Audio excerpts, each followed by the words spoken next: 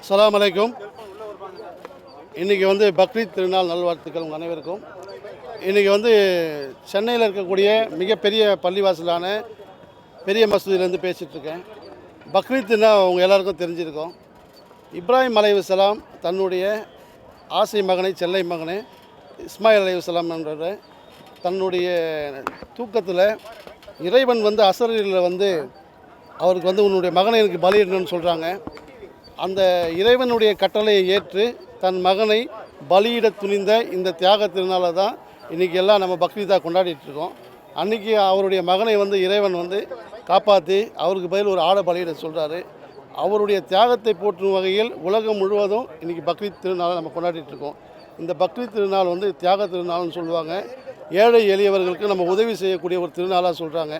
இந்த திருநாளில் இன்றைக்கி இருக்கக்கூடிய அனைத்து இஸ்லாமிய பெருமக்கள் மட்டுமன்றி அனைத்து சமுதாய மக்களும் உலகத்தில் இருக்கக்கூடிய எல்லாரும் இந்த பக்ரீத் திருநாளை புத்தாடை அணிந்து கொண்டாடிட்டுருக்கோம். இஸ்லாமிய மக்களின் 5 கடமைகளில் ஒரு கடமையான கடைசி கடமையான ஹஜ் புனித பயணம். இந்த ஹஜ் புனித பயணம் இந்த பக்ரீத் மாதம் தான் செஞ்சிட்ருக்கோம். இந்த மாதத்தில் இஸ்லாமியர்கள் வாழ்நாளில் ஒரு முறையாவது வசதி இருந்தால் மக்காவிற்கு சென்று வரணும்னு சொல்லியிருக்காங்க. அந்த கடமையை எல்லா இஸ்லாமியர்களும் நிச்சயமாக கடைப்பிடிச்சிட்ருக்காங்க. இன்றைக்கி இருக்கக்கூடிய தமிழக முதல்வர் மாண்புமிகு விஜய் அவர்கள் இஸ்லாமியர்களினுடைய ஒட்டுமொத்த இஸ்லாமியர்களுடைய சிறுபான்மை மக்களுடைய நலன் காக்கும் அரசு அப்படின்னு சொல்லி இந்த அவருடைய முதல் பேச்சில், அவருடைய கன்னி பேச்சில், சட்டமன்ற பேச்சில் அவர் பேசுகிறப்போ இது சிறுபான்மை அரசு தான், சிறுபான்மை மக்களின் நலன் காக்கும் அரசுன்னு சொல்லியிருக்கப்போ தமிழ்நாட்டில் இருக்கக்கூடிய எல்லா இஸ்லாமிய மக்களும் சந்தோஷப்பட்டோம். 1954 அதாவது கண்ணியமிக்க காகிதம் இல்லத்து முஸ்லீம் லீக்ன்ற ஒரு கட்சியை ஆரம்பித்தார் இந்தியாவில். இந்த கட்சி இதுவரை தமிழகத்தில் அனைத்து கட்சியுடன் பயணப்பட்டிருக்கிறது. எல்லா கட்சிக்கும் வெற்றிக்கு துணையாக இருந்திருக்கிறது. இந்த கட்சியை இதுவரைக்கும் தமிழ்நாட்டில் யாருமே அரசாங்கத்திலையும் ஆட்சியிலும் பங்கு கொடுத்தது வரலாறே கிடையாது.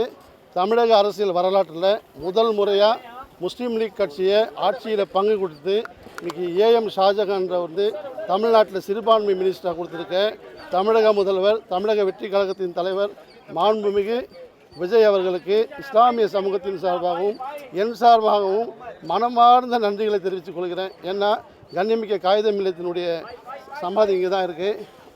வருகின்ற அவருடைய பிறந்த நாளில் நிச்சயமாக இது ஒரு அரசு விழாவாக இருக்குது. அந்த பிறந்த நாளில் விஜய் அவர்கள் தமிழக முதல்வராக கண்ணியமிக்க காகிதம் இல்லத்துக்கு அவர் மரியாதை செலுத்தினா தமிழகத்தில் இருக்கக்கூடிய அனைத்து இஸ்லாமியர்களும் மிகவும் சந்தோஷப்படுவோம்.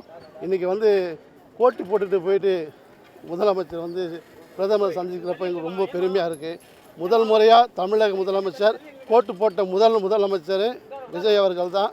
ஒரு சிறுபான்மை சமூகத்தில் பிறந்து தமிழகத்தை ஆளக்கூடிய முதலமைச்சர் விஜய் அவர்கள் தான். இது மாதிரி நிறைய பெருமைகள் அவர்களுக்கு இருக்குது. இந்தியாவிலேயே எந்த முதலமைச்சருக்கும் இத்தனை பெரிய கரிஷ்மா, இவ்வளோ பெரிய புகழ் இல்லை.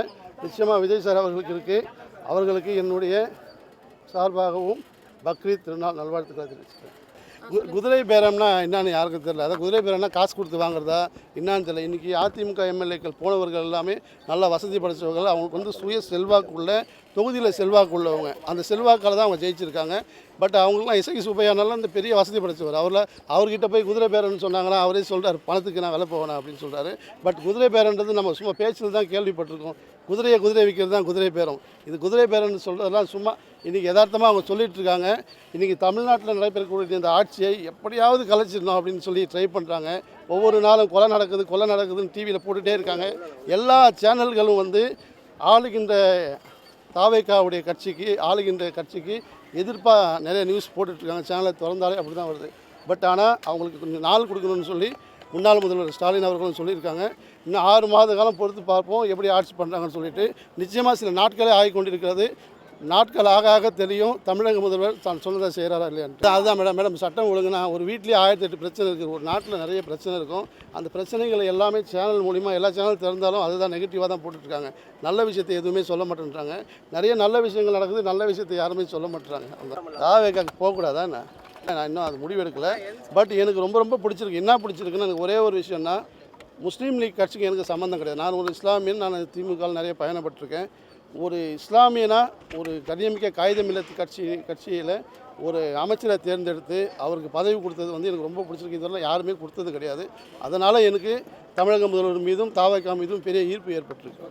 ஆனால் குரான்லேயே ஒன்று சொல்லியிருக்காங்க, ஆளுங்கட்சிக்கு எதிராக நீங்கள் வந்து எதுவும் வாழ்க்கை நடத்தக்கூடாது, அரசியல் பண்ணக்கூடாது, திருக்குறானில் சொல்லியிருக்காங்க. பட்டு அரசாங்கத்துக்கு எதிராக நம்ம எதுவும் செய்யக்கூடாது அப்படின்னு சொல்லியிருக்காங்க குரானில். பட் அந்த வழியை நான் ஃபாலோ பண்ணுறேன்.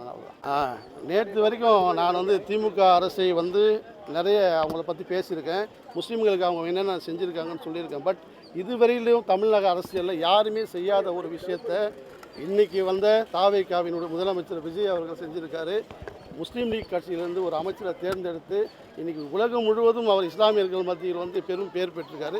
அதனால தான் நான் இப்போது வந்த 10 நாட்கள்லேயே ஒரு அமைச்சரை கொடுத்துருக்காருன்னா இன்னும் எத்தனை ஆண்டுகள் இருக்குது சார். போக போக தான் தெரியும் அவர் என்னென்ன பண்ண போகிறார் சார். அது அவங்க கட்சியில் கொடுத்துருக்காங்க, அதிமுகவிலும் கொடுத்துருக்காங்க, திமுகவிலும் கொடுத்துருக்காங்க. ஒரு முஸ்லீம் லீக்கின்ற ஒரு கூட்டணி கட்சிக்கு இன்றைக்கி மாபெரும் அங்கீகாரம் கொடுத்தது இவர் மட்டும்தான். போக போக இவர் ஸ்டாலின் செய்த அந்த சாதனைகளையும் திமுக செய்த சாதனைகளையும் இஸ்லாமியர்கள் மத்தியில் முறியடிப்பார்னு எனக்கு நம்பிக்கை இருக்குது சார். இஸ்லாம் போய் சார் அப்படி இருந்துச்சுன்னா ஏன் இஸ்லாமியர்கள் ஒட்டு மொத்தமாக போய் இன்றைக்கி விஜய்க்கு ஓட்டு போட்டிருப்பாங்க. இன்றைக்கி இஸ்லாமிய பெண்கள் மொத்தம் பேரும் புர்கா போட்டு போய் ஓட்டு போட்டுருக்காங்க. நான் ஒரே ஒரு விஷயம் சொல்கிறேன் சார். என்னுடைய பிரதர் வந்து தாவைக்கால இருக்கார். அவர் கொடி கட்டின காரில் நான் ஒரு நாள் பயணித்தேன். திமுக கொடி கட்டின கார்லையும் பயணிச்சிருக்கேன். இப்போ நான் பயணிக்கும் போது அந்த கொடி கட்டின காரில் பயணிக்கும் போது மக்கள் எல்லாம் ரொம்ப ஆர்வமாக பார்க்குறாங்க. குறிப்பாக இளைஞர்கள் பெண்கள்லாம் வந்து ரொம்ப சந்தோஷமாக அந்த காரையும் கொடியும் பார்க்குறப்ப வருங்காலம் தாவேகாவுக்கு இன்னும் குறைஞ்சது புரட்சித் தலைவர் எம்ஜிஆர் எப்படி ஆட்சியில் உட்கார்ந்து தொடர்ந்து 13 ஆண்டுகள் ஆட்சி அமைச்சாரோ, ஆட்சியில் அமர்ந்தாரோ, அது வரலாம் யாரையுமே உட்கார வைக்காமல் இருந்தாரோ, அதே போல் இன்றைக்கி இருக்கக்கூடிய விஜய் அவர்கள் அவர் இருக்கும் வரை முதலமைச்சராக தமிழ்நாட்டில் இருப்பார்னு நான் நினைக்கிறேன் சார்.